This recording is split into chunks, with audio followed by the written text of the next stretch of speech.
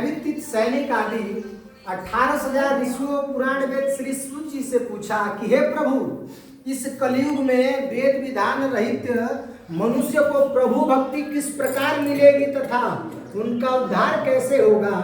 इसलिए हे मुनि श्रेष्ठ, ऐसा कोई तप या व्रत कहिए जिसके थोड़े ही समय में पुण्य प्राप्त होवे तथा मनवांछित फल मिले।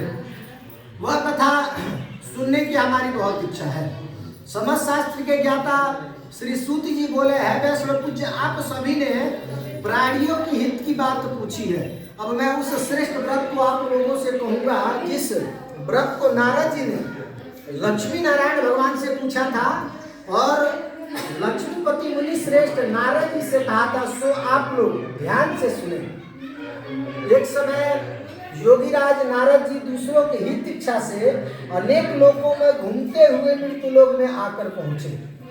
यहाँ आकर अनेक योनियों में जन्मे हुए सभी मनुष्य को अपने अपने कर्मों द्वारा अनेकों दुखों से पीड़ित देखकर सोचा कि किस यज्ञ के करने से निश्चय ही प्राणियों का दुख का नाश हो सकेगा। ऐसा मन में सोच करके विष्णु लोक चले गए। वहाँ श्वेत वर्ण और 4 भुजाओं वाले देवों के इस नारायण जिनके हाथों में शंख चक्र गदा पद्म तथा वनमाला पहने हुए थे देख करके स्तुति करने लगे, हे भगवान, आप अत्यंत शक्ति संपन्न मन तथा वाणी भी आपको नहीं पा सकती। आपका आदि मध्य अंत आप नहीं है। आप निर्गुण स्वरूप संतृष्ट आदि भूत भक्तों को दुख को नष्ट करने वाले हो। आपको मेरा नमस्कार है। नारद जी ने इस प्रकार की स्तुति सुनकर के विष्णु भगवान से कहा कि हे मुनि श्रेष्ठ, आपके मन में क्या है? आपका किस काम के लिए आगमन हुआ है? निसंकोच कहो।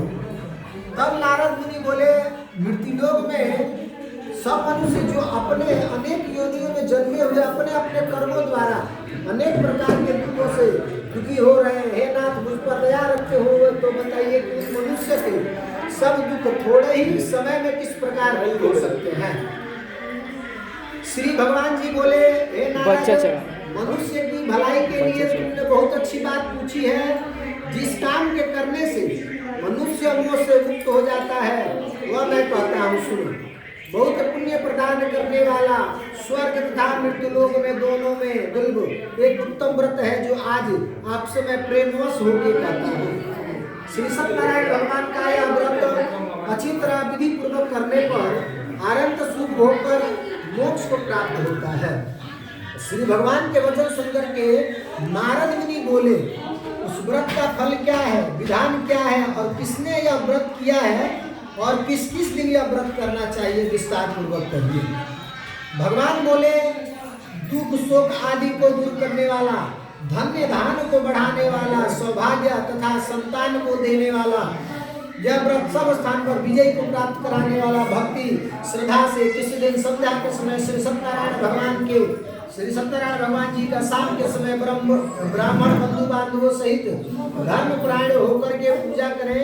भक्ति भाव से नैवेद्य केले का फल, घी, दूध और गेहूं का चूर्ण सवाए लेकर के गेहूं के अभाव में साठी का चूर्ण अथवा शक्कर अथवा गुड़ मिलाकर